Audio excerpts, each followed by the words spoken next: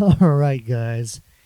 Here we go. First solo podcast. I figure I'd give one of these a try. Honestly, you're probably going to get a lot more than one of these since I'm here in the Philippines right now. I'm not going to be interviewing too many comics over here because they don't exist. Actually, that's not true. There is one guy. His name is Alex Calleja. He's pretty much leading the charge in terms of Western style stand up comedy over here in the Philippines. And I'm trying to get in touch with him. We'll see if anything happens there. But yeah, I figured it'd be good to do these solo podcasts while I'm here overseas and I don't have comics to interview because it's good to keep this thing going. And plus, I think it's good to develop that ranting muscle too. You probably get some good bits out of it. I know my man Dorian Trung out there. Shout out to Dorian. He's been doing his podcast is basically just him by himself, and I've listened to a few of them, a handful, not all of them. Sorry, Dorian. I've listened to a few of them, and I feel like he gets some good premises out of that. So I figure I'd give this a try. As you can see, I'm already repeating myself here because this is definitely a different experience just being by yourself here doing a podcast. And I don't know if you can hear my nephew in the background. I've been procrastinating doing this, not just because I thought it'd be weird doing it by myself, but also because I've been kind of waiting for the right time audio wise to do this, with pristine audio conditions. But I just realized it's never going to be perfect. Over here, I think you can hear the dogs barking in the background. But honestly, you probably don't hear too much in the background because the mic is right up against my phone. You're not going to pick up too much other noise here. But I figure, one good way to start off these solo podcasts would be to talk about my first year in stand-up comedy because I hit my... I wonder if you guys can hear my nephew, Biggie. The kid's just ridiculously adorable. He's playing with his mom upstairs right now. But yeah, I hit my 1 year mark in stand-up on August 13th. So, it was basically a month ago. And I figured it would be great to talk about that first year.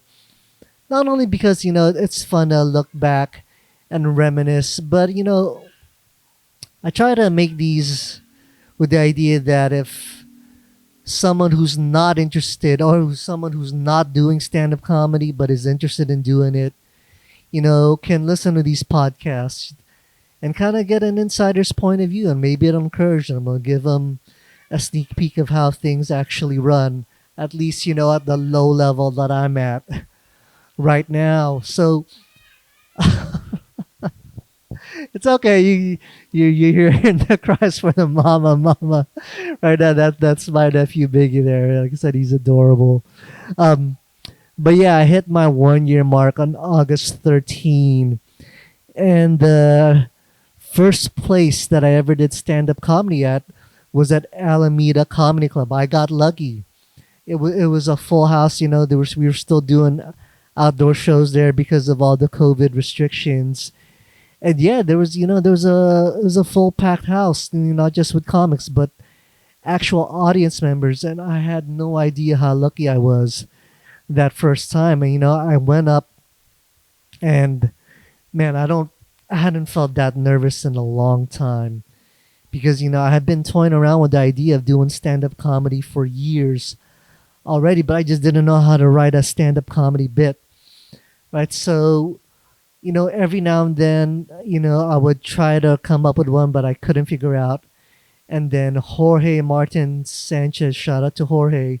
I said this on a previous episode of the podcast before. He's the one who actually unlocked it for me because me and Jorge go back to our De Anza college days doing our filmmaking thing. And we were on a shoot one time, and he'd already been doing stand-up comedy for a few years, I think. And I asked him, how do you write a stand-up bit?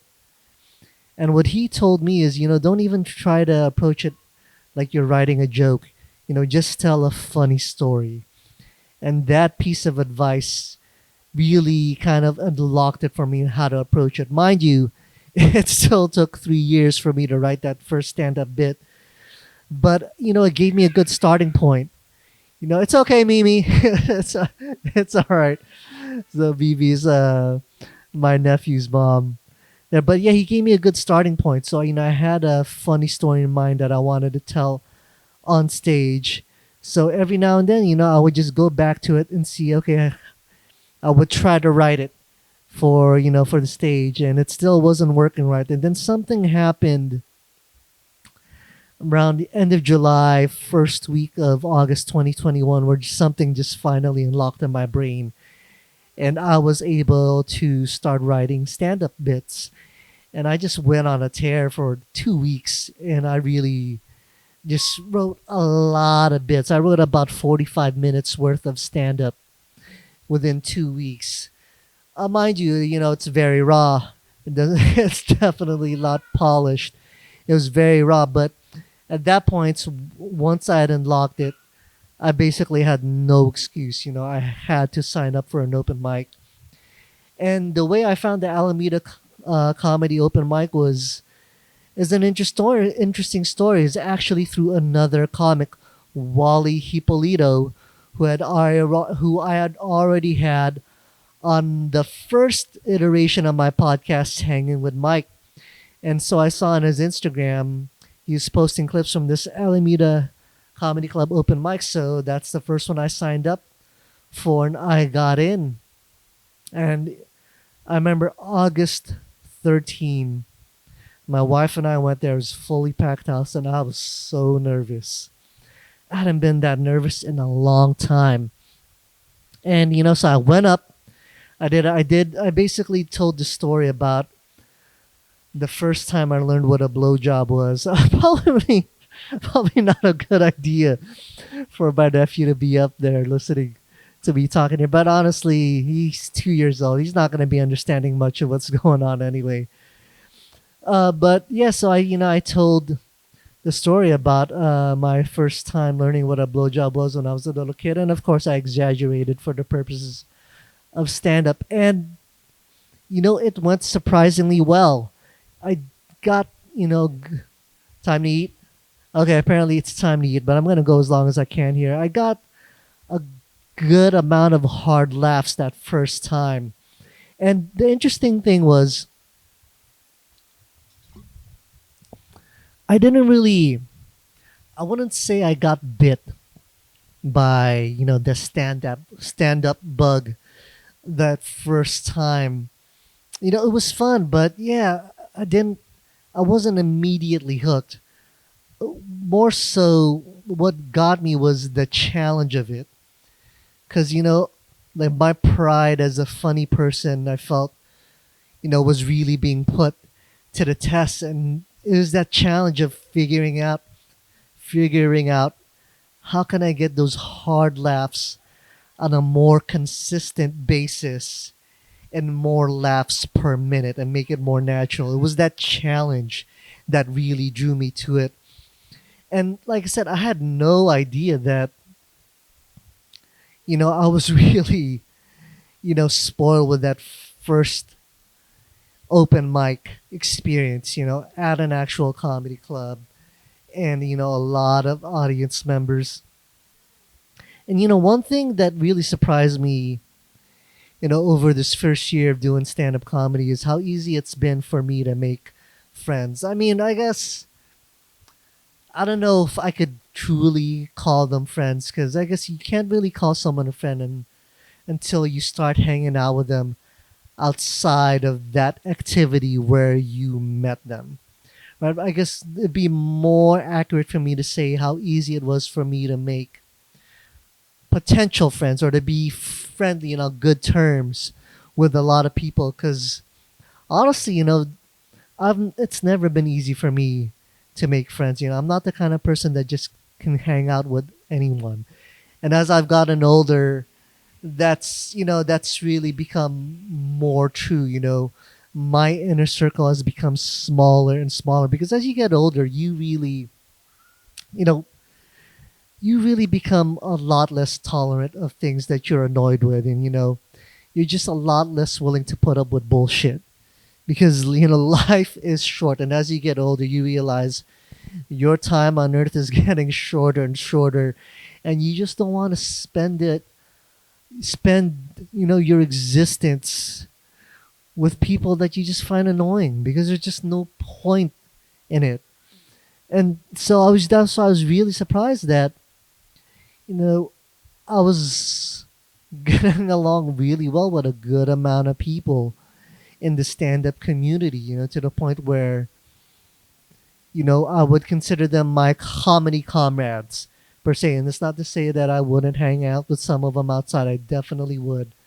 But until that happens, I can't truly say that they're friends. But there's definitely good potential there for some good, honest friends. Especially the ones that I would go hit up mics with. To yeah, this is really tough doing a solo podcast, but one thing, it became immediately clear once I started going to mics that I had found my tribe. It's like, oh, okay, I'm not the only one with this fucked up sense of humor. Because this is my best friend Sam, who's not a comic, would always tell me that, God, Mike, why can't you just have feelings and sympathy like a normal human being? I guess I really lack that. But when I started doing stand up comedy, it became abundantly clear that I wasn't the only one that was like that. Like, oh, all comics are like that. All comics say fucked up shit at inopportune times just because it's too funny not to say it. And we just tend to have, I wouldn't say bitter, but we can point out the faults in things really easily and be very specific about it and do it in a humorous way. And whereas normal people don't necessarily appreciate when you do that about them. But yeah, I definitely it was abundantly clear that I'd found my tribe there. And I figured it'd be fun to go over some highlights over the first year, which I'm kind of already doing. And one highlight that I do want to go over is the shows at the compound in Oakland. Shout out to Bump Jesus who produced those. Rest in peace. He passed away not too long ago, but I remember the thing is, if you didn't do those shows at the compound, you really missed out because it was a great opportunity for open micers. Because Bump Jesus would allow us to do up to 10 minutes, and as an open micer, you're only doing 5 minutes at a time. And when you get to do 10 minutes, you're really able to stretch your legs. You start playing around with transitions, with the orders of your bits. You just start getting a lot more loose. And, Bump would get a legitimate audience at his shows that would pay attention, and you would be able to share the stage with seasoned acts like Rico the Great.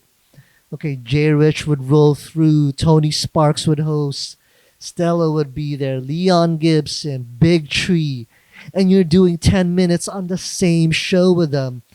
So, it was, what's the word I'm looking for? It was one of those foundations, core moments in terms of growth as a stand-up comic for me. And the party was there. Oh my God. I mean, to say that weed was being smoked in that place would be an understatement. Okay, you'd go home smelling like weed. I remember I even bought Febreze specifically for the times I would do the shows over there, just so my clothes wouldn't be reeking of it. But it was just nothing but good vibes over there, positive vibes. And the first time I did a legitimate 10-minute stand-up set was over there, and it went really well. And that was my first submission clip that I would submit to other bookers to get on shows. And I remember the first time we did a bump show over there at the compound, it was a few of us. It was me, Wally, Hippolito, Colin Casados and Jamar Pitts. Though I think Jamar had done it before already, but Jamar was the one who told us about it. And at that point, Lonnie Terranova was already a mainstay over there. But I remember we didn't really know what to expect. And Wally took the bullet. He was the first one out of me, himself, and Colin, to go up. And he went up against this big black woman who was just heckling him his entire set. And it really, threw him off. It ruined the set because we weren't expecting that. And, shout out to Wally for taking the bullet because at that point, the rest of us knew what was coming. So, we were prepared. So when I did my set, I went right at her. I said, well, I didn't go right. As soon as she gave me an opportunity to, as soon as she started getting in the way of my set, that's when I went right at her. And so I was able to handle it well just because I knew it was coming. And Jamar didn't even wait for her to ruin it. He said as soon as he got on stage, he just went at her. I think he said he was going to set a crocodile on her. And he said from one look at her, he knew that she didn't smoke crack. And oh my God, we were laughing our asses off because that's why I say, it was a big black woman. I'm not pointing it out for no reason. It's because it gives context to the burns, that Jamar was throwing at her. One, not to, I don't want to burn Jamar's material here, but he has this great bit about how he likes big pussy. And when he said that he likes big pussy, that heckler started trying to ruin the set and trying to be involved in the show. And Jamar just said, hey. I said that I like big pussy. I don't like big woman with pussy. And oh my God, we were all laughing our asses off. And I think I'm gonna pause it here. I'm gonna go have lunch. So I'll see you guys in a little bit. Back from lunch. Looks like I forgot my cell phone here on the couch.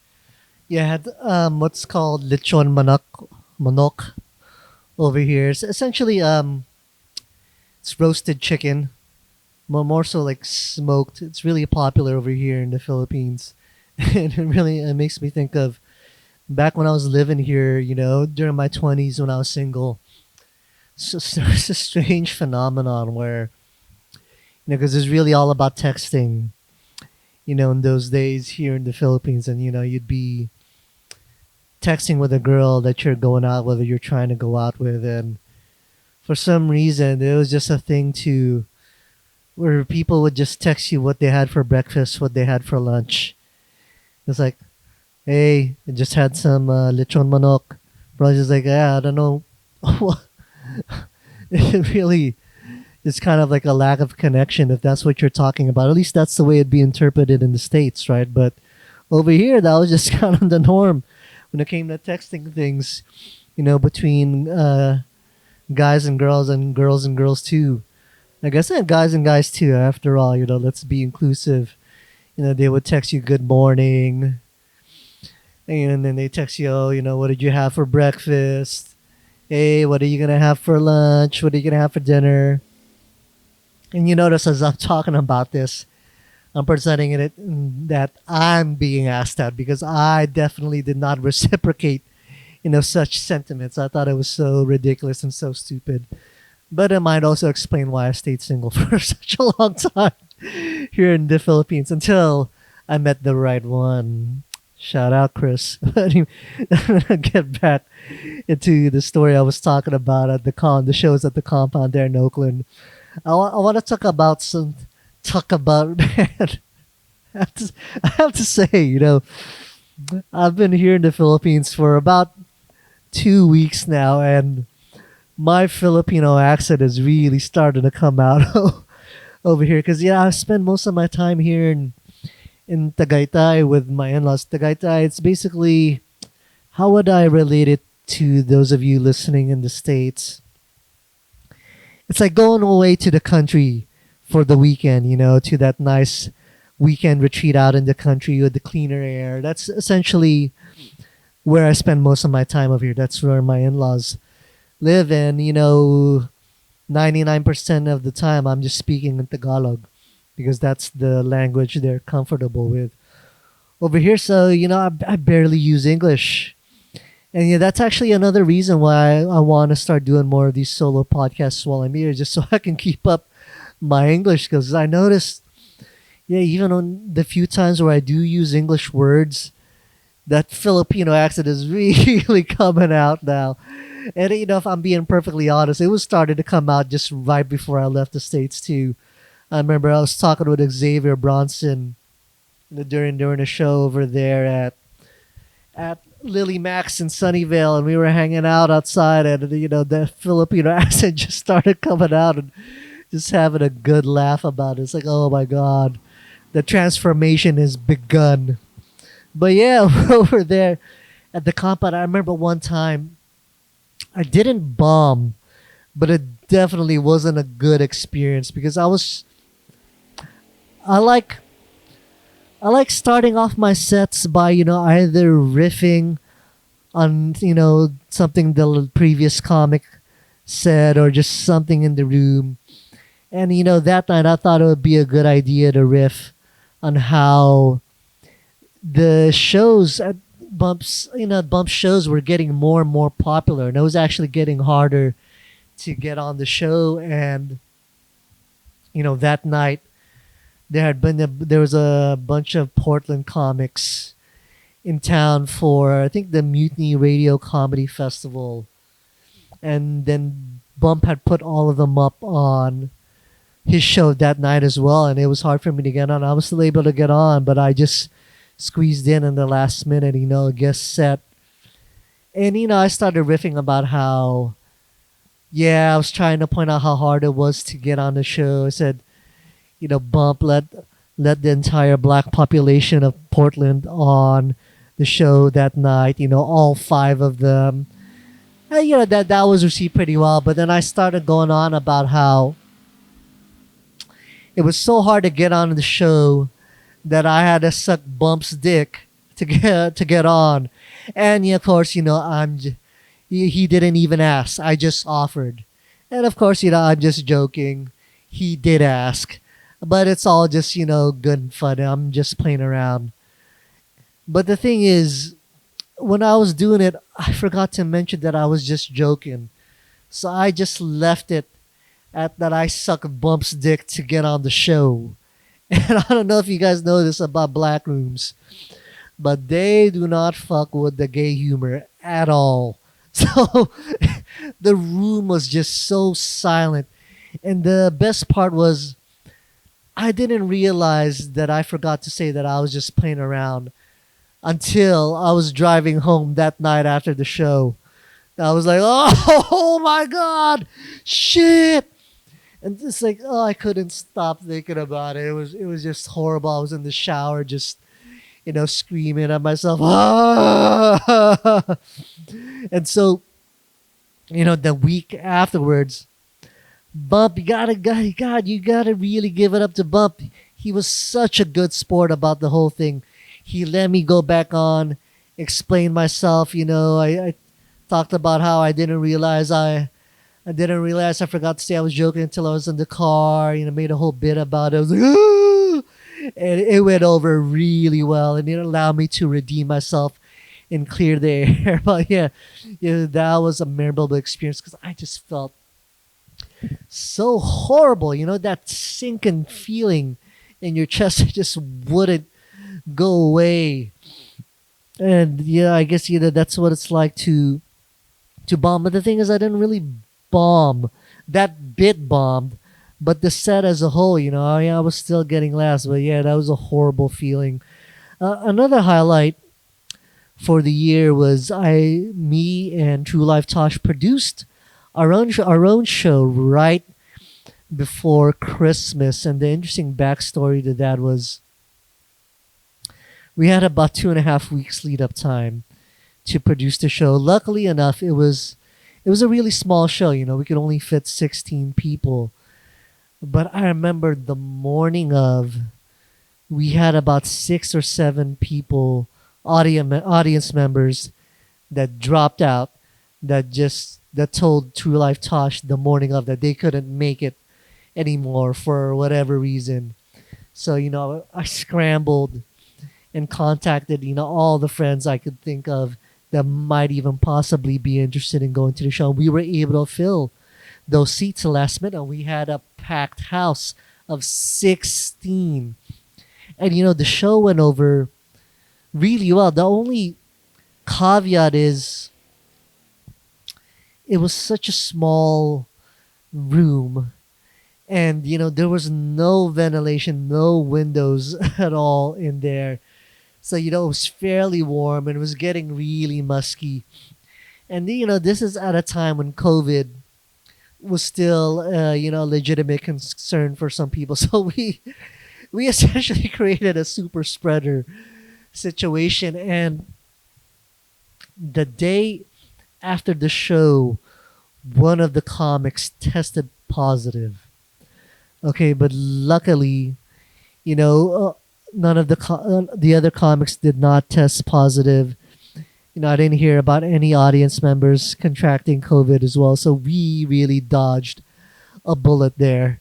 But I was just, the way that show came about is I was just so desperate to get booked at that point. And and quite honestly, I shouldn't have been. I was only 3 months, 4 months in. But you have your compatriots, your other comedy friends getting booked, and you can't help but compare yourself. Everyone says you shouldn't, but you just can't help it.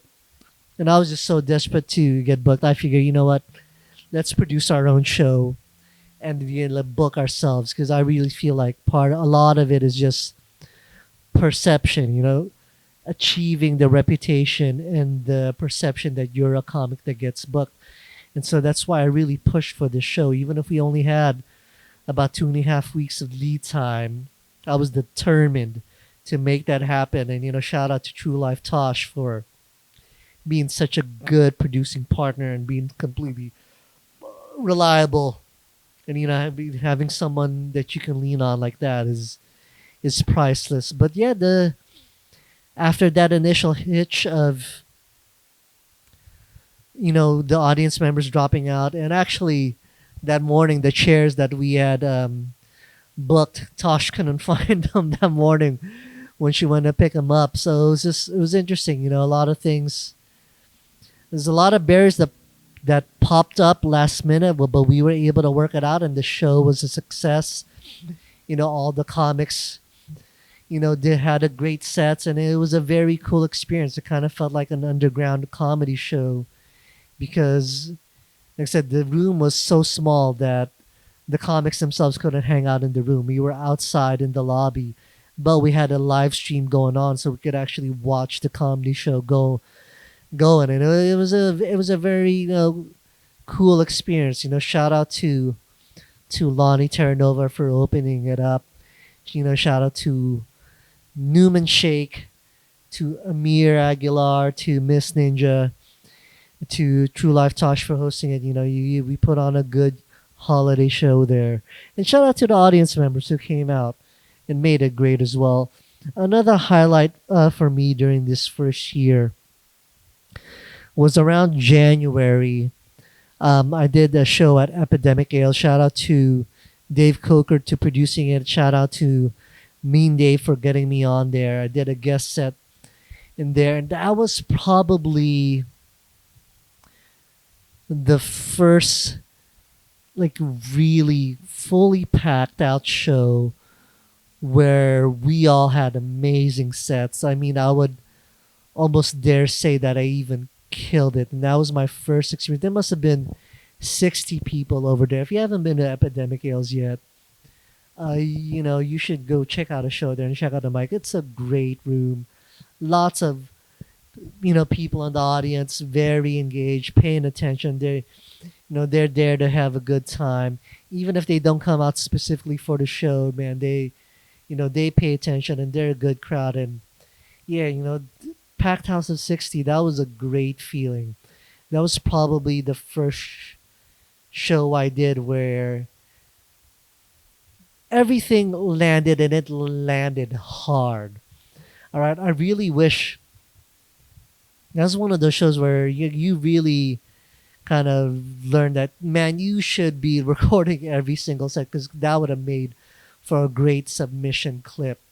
Another highlight was the shows at the Miss Ninja produces over at the Marine Suites in Corte Madera, if I'm saying that right.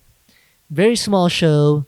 You know, they have this thing where it's a combination wine tasting slash comedy show for their clients, and really small turnout.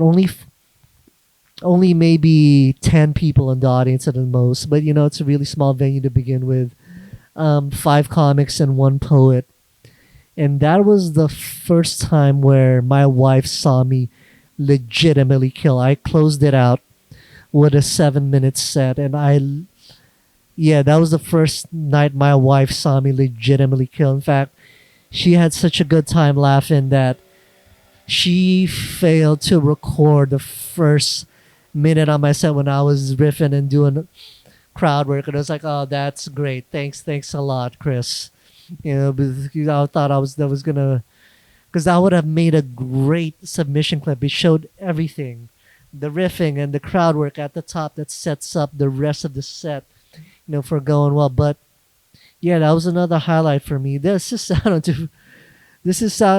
to feel like I'm just bragging about all my great sets here, but I am talking about the highlights. But I talked about the lowlights too, like look what happened at Bump's show with the whole dick sucking thing to get on the show.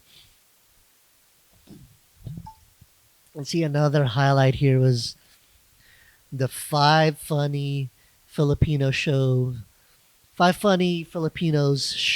show over there in San Jose at the Holiday Inn, produced by my man Bernie Sinsai. I know in States it's Sensei, but in the Philippines here it's Sinsai. It's actually should be six funny Filipinos since I was on it as well. What happened there is PX Floro, hilarious comic, was the middle act for the Friday night show, and then I was supposed to be the middle act for the Saturday night show at the Icon Theater in Mountain View, but that ended up getting canceled because of Thor: Love and Thunder. They wanted to show that instead of have a comedy show, so I had got added to the Friday night show, and it became six funny Filipinos.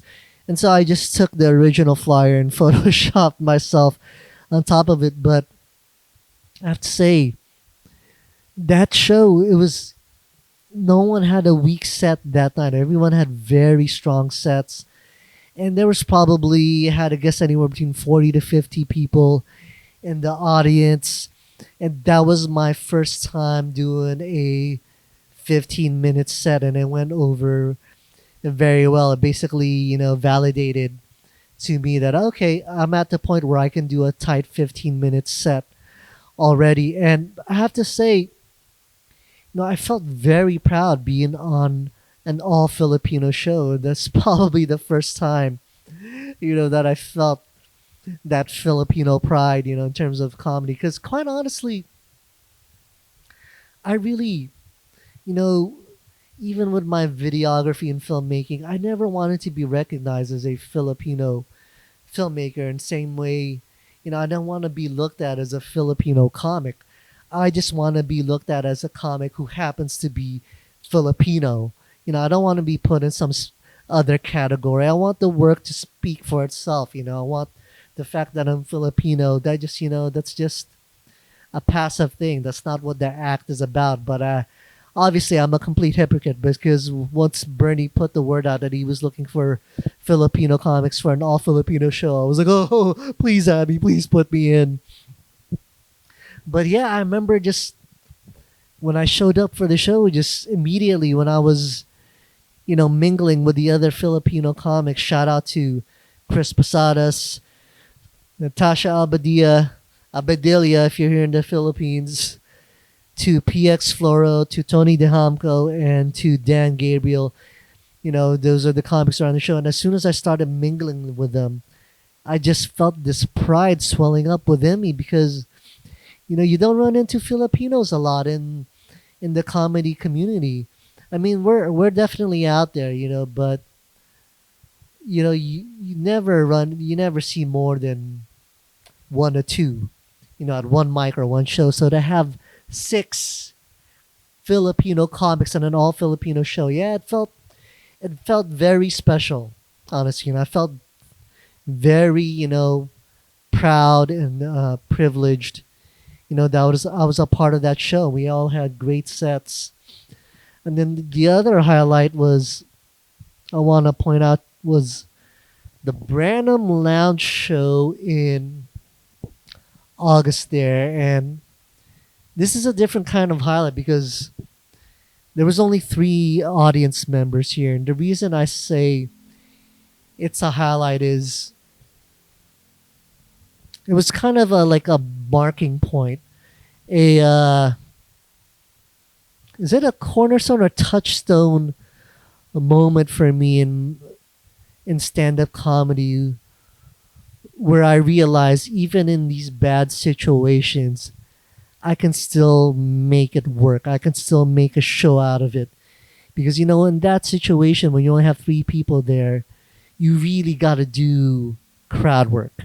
Okay, that's unavoidable. If you just go and trying to do your material, it's just not gonna go over well. You really gotta make it a conversation, and I was able to do that successfully there with just the three people. And like I said, it was a turning point, a cornerstone, a touchstone moment for me to realize, okay, I'd reached that point in stand-up comedy where even in this situation, I have enough skills and experience at this point where I can still make a good show out of it. So that's why it was a highlight for me, even if there was just three audience members there. Because at the end of the day, you really just got to come in with a good attitude. Especially at the level, where I'm at. I've only been at it for a year. I'm honestly grateful for any show that I get booked on, any stage time that I can have. And so what if there's only two to three people there? Make something out of it, right? Talk to them, do some crowd work, get them engaged, make it a conversation. Because you know what? Those two, three people are still there to see you guys, to see you put on a show and then deliver it. Okay, so and then the last highlight I want to talk about here was the Tipsy Lounge showcase on August 20th, essentially a week before I left. It's the second 15-minute feature set that I did. The first feature set that I did where I go up right before the headliner, Mean Dave headlined that night. And man, I have to say, everything landed hard again that night. It was like the Epidemic Ale show, only there wasn't quite as many people in the audience, but there was enough where it was a great feeling. And again, it's like that set in particular, even more so than the Five Funny Filipinos set, I feel like in my heart, it validated for me that okay, I can legitimately do a 15-minute feature set, on a show that's really strong, and not just because the audience members, they were really eating it up. I worked in riffing and audience and the crowd work, throughout the set at the right times. So everything really went well, but more so because the validation that I got from the other comics afterwards made me realize that okay, I am at the point where I can do a legitimate 15-minute feature set on a show. And I know this sounds really braggadocious here, but it's just the God honest truth. That's how it feels, and that's how the set went. And it's now my new submission clip. That along with the 10-minute set I did at Murphy's Law, which I guess I'll have to mention that as a highlight as well, because if you haven't been to a Murphy's Law show yet, that is a really high quality show, and that's a good turnout. It's very similar to Epidemic Ales over there in Concord, wherein it's a bar show, but there's a very high turnout, and they're there to see comedy. They're gonna pay attention. And and I there was, I think, 6 comics on the show, and I had to follow Austin Carr that night, and he just killed it. With his 15 minute set. I think he did amazing crowd work to really get the audience into it, along with his written material, and I had to follow it. And not only did I have to follow it, but I was doing the tip set. So for those of you watching and listening to this who don't do stand-up comedy, these local comedy shows, usually the bar shows, during one of the comic sets, the producer, the booker, will go around. Usually, the host will go around the bar collecting tips, while another comic is still doing their set. That would keep the show going and keep the energy going. And obviously, the tip set is one of the harder sets to do, because the audience, the audience's attention is now divided, because they're given tips. So hopefully they're given tips, but because the host is going around with a bucket, and that's really drawing their attention. But in spite of that, in spite of having to go after Austin Carr killing it, in spite of doing the tip set, I was able to deliver a very, very, very strong set. And this is a show packed with people much more experienced than I was. So I guess this was another validating moment for me, that even though I'm just at 1 year, I had developed enough to the point where I could hang with these comics in this kind of situation. And you know what, that may be just by opinion, but I can't. That would just honestly be false humility at that point, because I have the proof. I have the clip on YouTube, and the audience at that point doesn't lie. That situation where I was still able to do very strong. So these are the highlights for me for the year. And yes, I know it sounds very braggadocious, all these things I'm talking about. Well, what can I say? This is what happened, folks. This is just really how it happened. I mean, I definitely had lowlights too. Don't get me wrong; they weren't all strong sets, but I'm trying to talk about the highlights here, and so I figured another good thing to talk about in my first year in stand-up here would be the lessons I've learned. Okay, for those, not just for those who are interested in doing stand-up comedy and haven't started yet, but just for my fellow comics who are also starting out too. Maybe you can learn from my mistakes and from the experience I've come through. So one of the lessons I learned is that you should always come in prepared, even if it's an open mic. Okay, 99.9% of the time, I do try to treat the open mics as if they're a show. I come in off book. I'm never looking at my notes. My material's already in here. But one time, I think it was actually the Monday after the Marine Suite show over there with Miss Ninja. The Monday afterwards, I was doing an open mic over at Woodham's, Pete Munoz's open mic in Woodham's in San Jose. And I was riding high off of that killer set I had at Marine Suites. And I was working on something new, and I just figured, oh, you know what? I'm so fucking good at this one. I'm just going to read it off my phone. I didn't even bother preparing it at all. And I was just reading off my phone the whole 5 minutes, and it was not a good feeling. Not only was it not a good feeling, it wasn't a good look. Because, when you're an open micer, you're not just working on your material when you're at an open mic. You're essentially auditioning in front of the other comics, because, there's more experienced comics at these open mics, and they produce and book shows too. So when you come in unprepared like that, it's just not a good look. And quite honestly, the few audience members that are there too, they're not going to want to pay attention to you if you're just looking down on your phone the whole time, because you're not taking it seriously. And how good is your delivery going to be if you're you don't even know what you're gonna say. You don't know where you're going. You're just reading off of your phone. And the set that night definitely reflected that. I think hardly anyone was paying attention, which, if I'm being perfectly honest, that's how open mics go usually anyway. It's 99.9% comics. And they're either too busy looking at their notes or they're just hanging out. And, yeah, most of the time they're not listening to your material. But, the few audience members that are there, you should make them listen. Okay, even the comics, you should find a way to get them to listen. And that's not going to happen if you're just looking at your notes the whole time. So, for me, you always got to come in prepared, even for open mics. Another lesson I learned is that you should really be doing open mics everywhere you can. And this is for several reasons.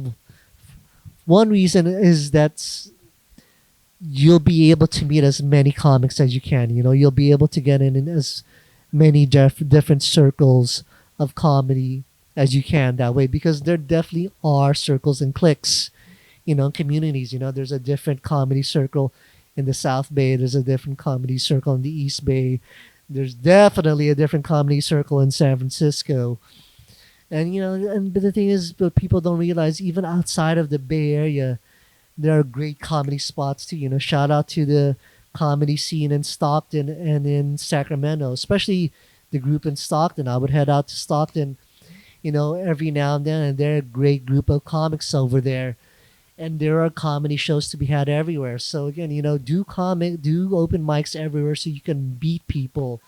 And these are the people that you're gonna be coming up with. These are the people, that can help you get on shows.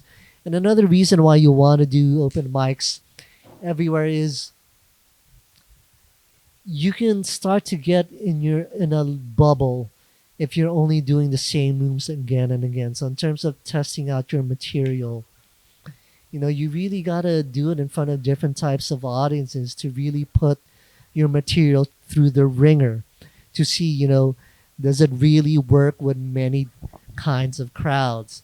Because I want to say the last thing you want is to think you have a bit that's working consistently, and then you get booked on a show, and this show it is in a different city, a different area than compared to where you've been doing your mics, and the crowd makeup there is different. They have a different sensibility, and you're doing your material that you thought was rock solid, and now you're finding out on a paid show that it doesn't work with that kind of audience.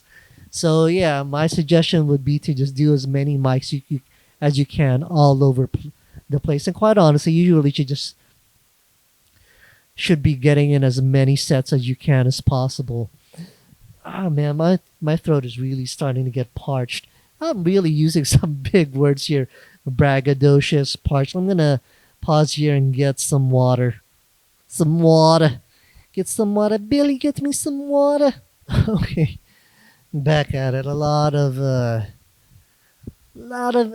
interruptions here. This solo podcast. I just realized that I didn't I didn't notice that the camera had stopped recording. Maybe I don't know. There's gonna be a good 20 minutes with no video portion on this podcast, and I just hadn't realized that the red light had gone out already. Also, another thing is I was just checking the camera, the recording, to see how far into the podcast I went until it stopped, until the battery died on the camera. And man, my belly is starting to grow over here. It's really showing that I'm slouching over here. It's just, man, God, the food over here in the Philippines is just so fucking good. And I'm not even just talking about Filipino food. You think, you guys, if you haven't been in the Philippines, for one thing you have to realize about is there's any type of food you can imagine, it's available here, and it's all delicious. Well, that's not exactly true. With the exception of pizza and Mexican food, they just don't know how to do it right here in the Philippines. Everything else is on point. Japanese food, Chinese food, Vietnamese food, and yes, I just named 3 types of Asian foods in a row. But You got Greek over here. You got Indian. You got everything else. It's so good. And the desserts. Oh my god, the desserts are just ridiculous over here, folks. So it's honestly quite a miracle that my belly hasn't gotten bigger than it already has in these past 2 weeks. Anyway, to get back to the whole point of this solo podcast, yeah, I think I just stopped talk. I just finished talking about why you should do mics everywhere that you can.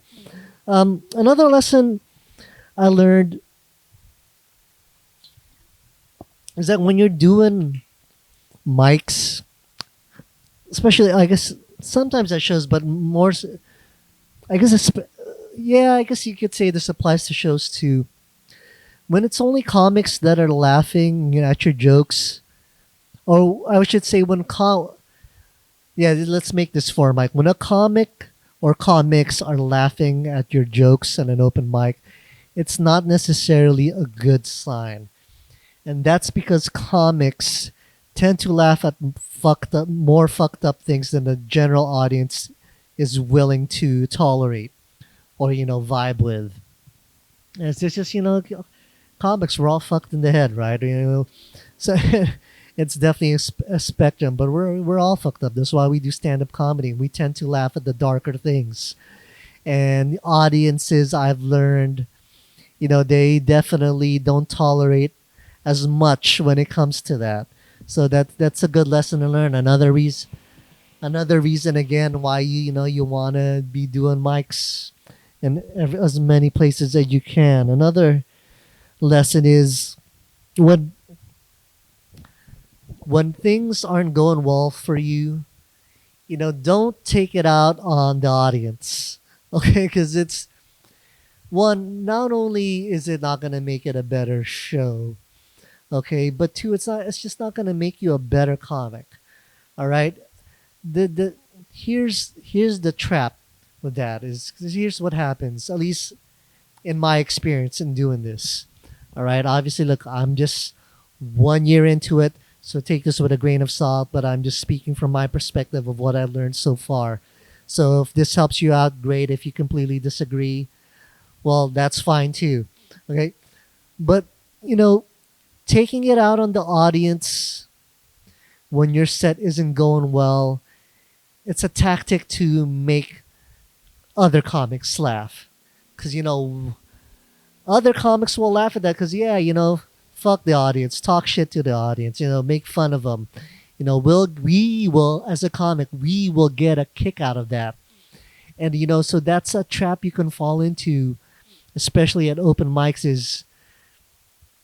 is getting, putting yourself in this box where all you're doing is making the comics laugh when the job is actually to make the audience laugh. Right? So that's why, I feel taking it out on the audience when your set isn't going well is just not, there's nothing to gain from it. You're not going to become a better comic. And two, it's not going to get the audience on your side and want to laugh on your jokes anyway. Okay. Another lesson I learned is, I guess this is really tied to don't take it out of the audience when it's not going well, is don't turn them against you too, especially right up at top. Like for instance, I have certain bits where it tends to turn a woman off. So essentially, I'll lose half of the audience sometimes with these bits. I still do them because I enjoy them, and the other half, the men really love it. And women that are cooler, more open minded, really like it too. But I won't do those bits right up at the top of my set because I'll just be shooting myself in the foot. I'm essentially turning half of the audience against me right at the beginning. So now I've got an uphill battle for the rest of my set. All right. So, I learned I would put that in the middle of my set. I'll open my set. I open with riffing, some crowd work, that usually goes over very well. Then I open with my solid bits right up at top. So right away, I get the audience on my side. You're off to a good start. You're rolling. and it gives a better chance for your other bits to work because you're building some momentum, you're building some goodwill with the audience. And so that's why I'll put in the more risky bits in the middle, because one, all the goodwill I created right up at the top will give that risky bit a better chance of actually going over well with the whole audience. And two, if that risky bit doesn't work, well, I still have enough time to rebound and end strong. Excuse me. Okay. And the next lesson I want to talk about is actually a great piece of advice that I got from Jeremy Curry. And it's not more so that I didn't realize it beforehand. I had already been employing this approach beforehand. But when he told me this piece of advice, it was really a piece of advice. God, there goes that Filipino accent again. Oh, Mike, what's gonna happen to you in the 6 months that you're gonna spend over here? Oh God, just imagine what it's gonna be like when I return to the States in February and how I'm gonna sound. But more so when he told me this piece of advice, where you should really try to be talking with the audience, talking to the audience, and not talking at them. Okay, that's a huge difference, and that's something I'd already been trying to employ. So it was really just validating when a more experienced, really solid, strong comic gave me that, piece of advice. It was just reconfirming what I was already trying to do. And if you're listening to this and you don't know the difference between talking to the audience versus talking at them, it's really a difference of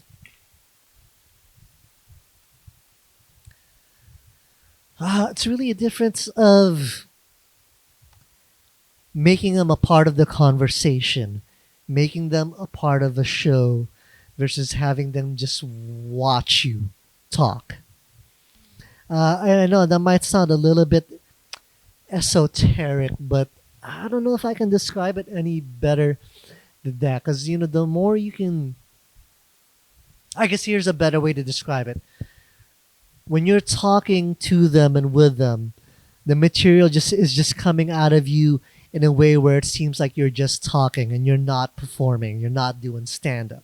Okay, that's a better way to describe it. Whereas if you're talking at them, it really feels more like you're doing a performance, almost like you're doing a play. So it's not as natural. It doesn't seem like you're coming up with these jokes right on the spot.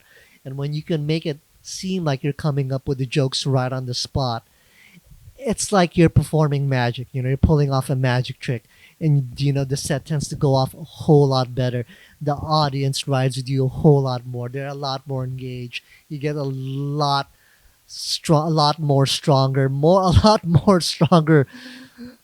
response. My English is falling apart over here, folks.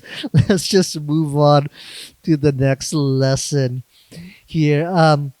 And talking to the audience, it's really helpful when you have a very light turnout or you have a very rowdy crowd. Because if you just go right into your written material, you are not gonna have a good set in those circumstances. Okay, you gotta give them a reason to pay attention first. Okay, you gotta talk to them, get them engaged, get them on your side, get them paying attention, and then you can start doing your written material, and it'll go over a lot better. All right. Another lesson I've learned is you really gotta believe in your jokes. Believe in your punchlines. Right? If you're delivering your material in a way where you don't even believe in it, well, chances are the audience is not gonna believe it too, and they're not gonna laugh. All right. So do yourself a favor and actually believe in your material. And if you don't believe in your material, well, do your best to fake it. Deliver it with as much conviction as you can, so at the very least you can gauge whether this material is worth working on or whether you gotta ditch it. Because if you're just delivering it half-assed, if you're delivering it in a way where you've already given up on it, you're not gonna get an accurate gauge of whether or not the material works, whether it has potential or legs. Okay, another lesson is, and this is a personal. This is me personally. I don't know if anyone else feels this way. Is I feel you should do as many competitions as you can, and this is really twofold.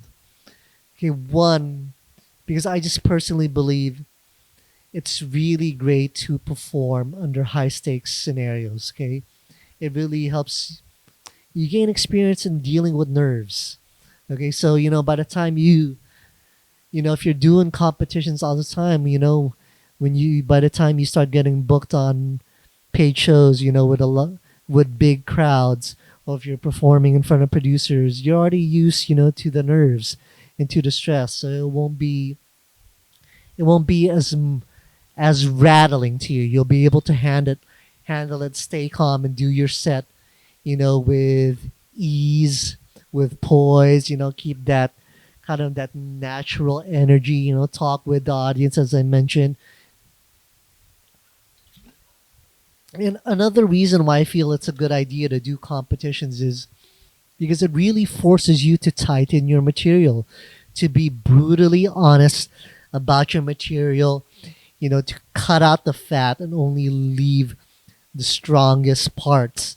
And this really helped me out a lot because my approach to stand up comedy is very much from a storytelling perspective. And the way I write, I'll essentially, I'll go in on a one single premise anywhere between 4 to 8 minutes.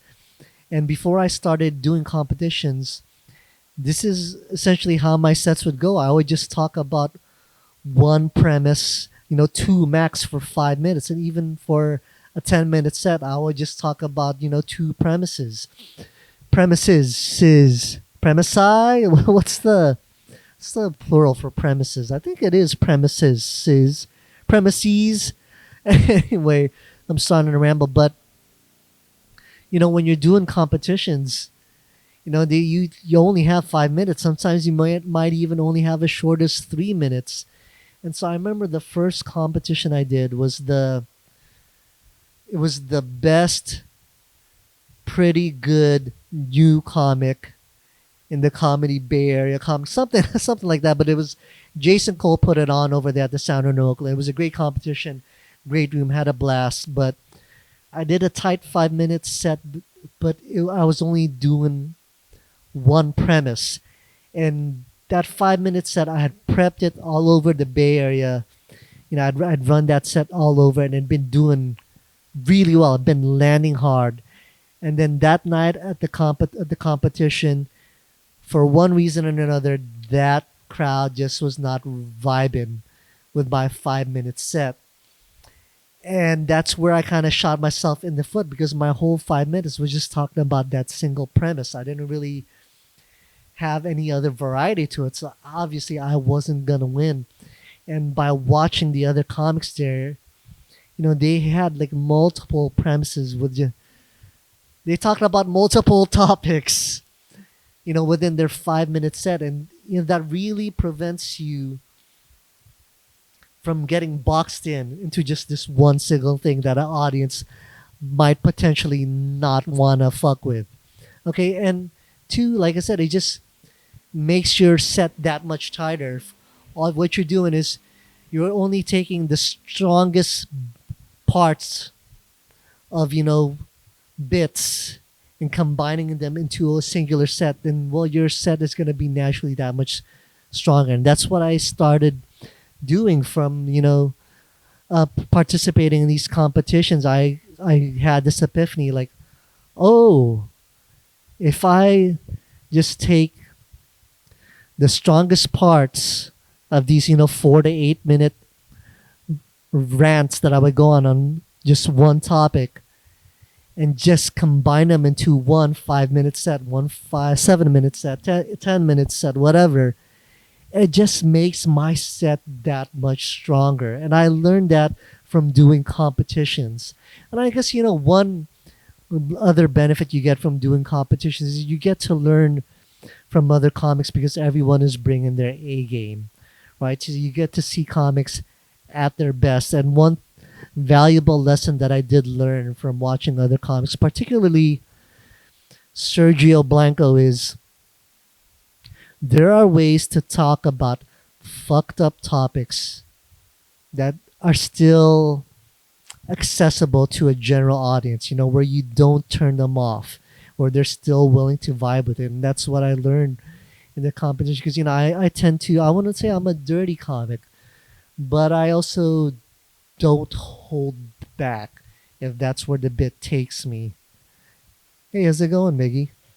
Yeah, there you go. My nephew's over there as I'm doing this podcast, kind of going upstairs. But yeah, one thing I learned it was that same night where I said where that audience, that competition audience, didn't fuck with what I had to say because I was doing a joke about small Asian dicks and there was a lot of young white females in the audience that night that did not feel comfortable hearing about that topic. Whereas, Sergio Blanco that night, who won the competition, he was talking about topics that were just as fucked up, but he did it in a way that didn't turn them off. And it kind of, like, it was an epiphany for me. Like, okay, there's a way to write things and talk about things that are, it's an accessible way to do it, even though you're talking about something that's fucked up. And, I wouldn't have learned that if not for doing the competitions.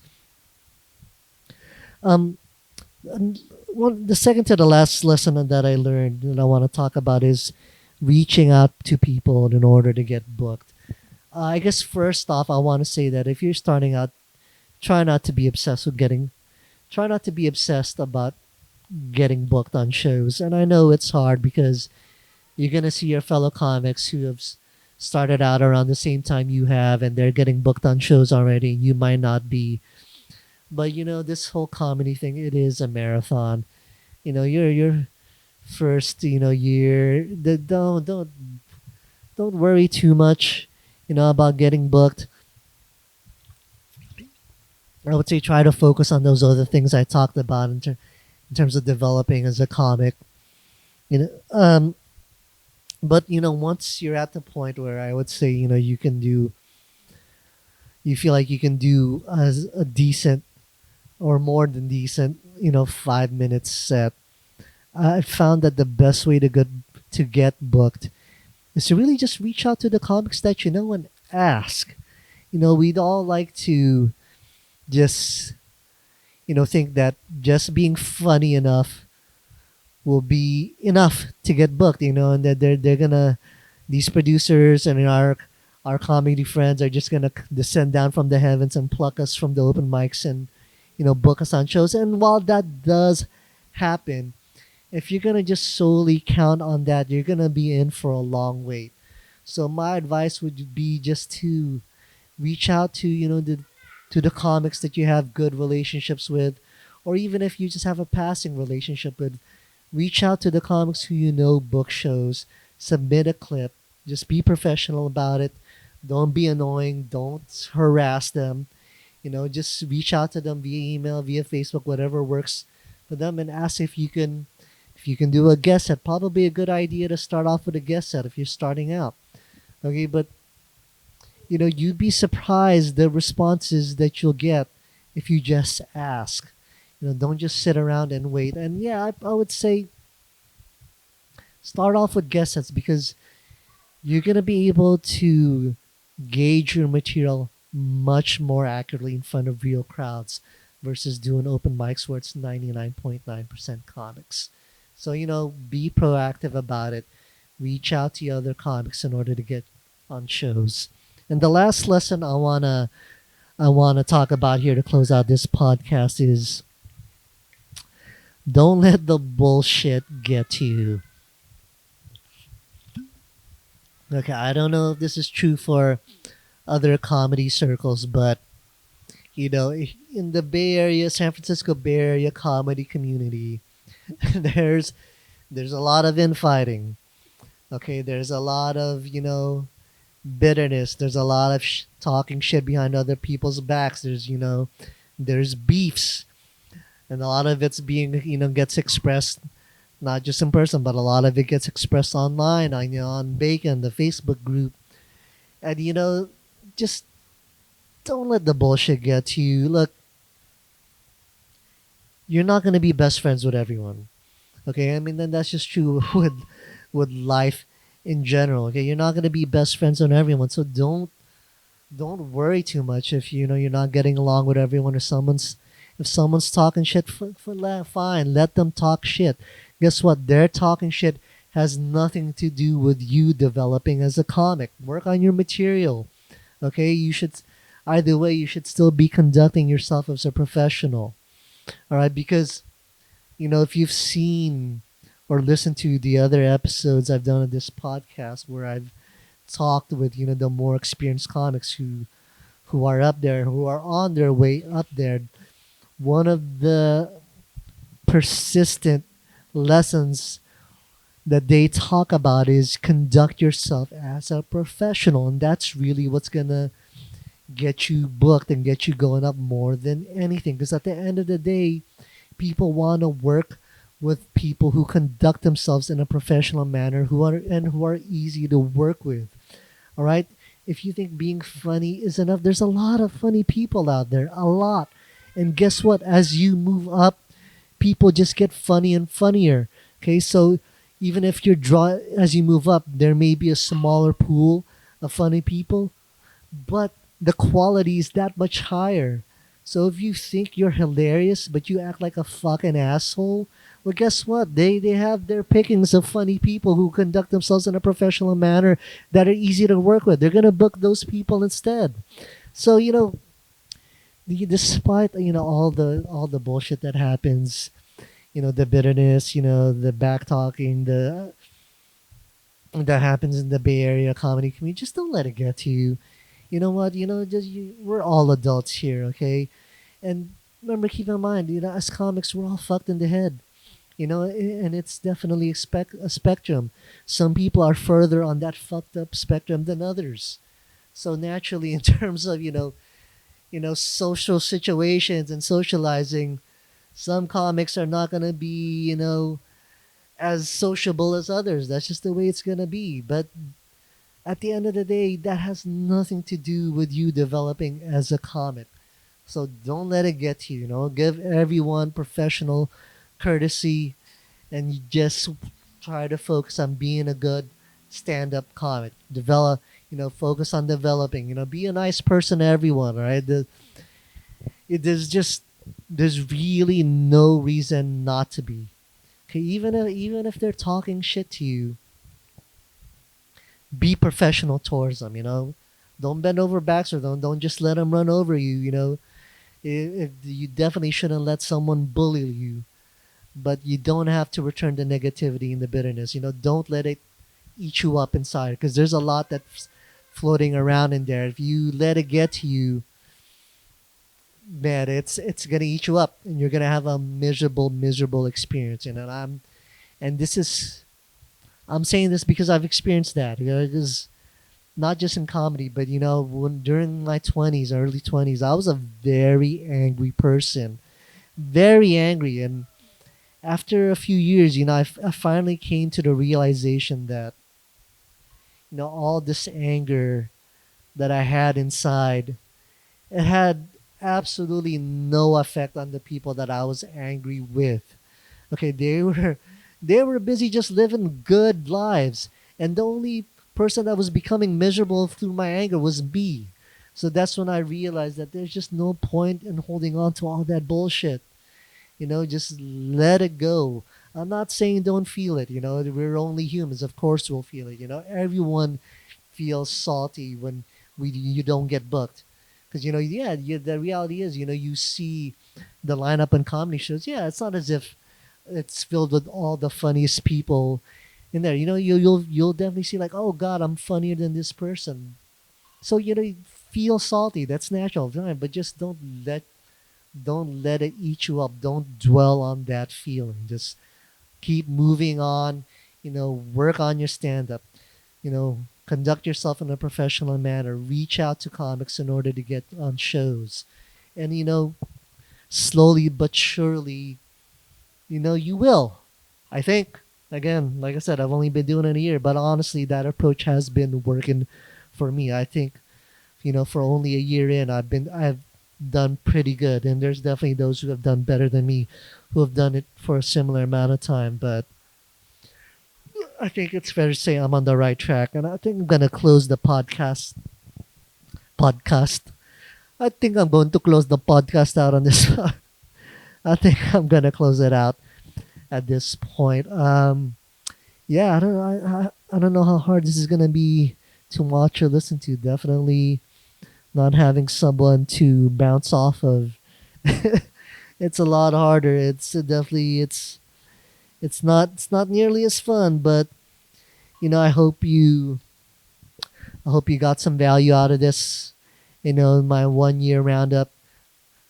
And let me know in the comments below what you think about those lessons. I'd be interested to see if you agree or disagree, or maybe share what lessons you've learned in your time in stand-up comedy. And again, I just want to say this is just from my perspective of 1 year in. All right, take it with a grain of salt. Okay, I know there are people out there who are much more experienced than I am. Yes, you know more than I do. Well, feel free to share it. I'd be more than happy to hear what you have to say. And God, there was something I wanted to acknowledge right now, but I can't remember. What did I want to talk about? Oh well, fuck it, I forgot. Anyway, guys, thanks for listening. I hope you enjoyed this. Don't forget to follow me on Instagram at Mike So Strong. You can check out my website. You can check out my website, colormemike.com, where you can not only find the podcast, you can find links to my dates, which right now are zero since I'm overseas, but I'm going to try to work on that. Anyway, guys, thanks for listening. Hey, guys, so thanks for tuning into the podcast. And if you're listening on Spotify and Apple Podcasts, make sure to hit that follow/subscribe button, and make sure to give us a 5-star rating to give us some algorithm love. Okay? Thanks for listening.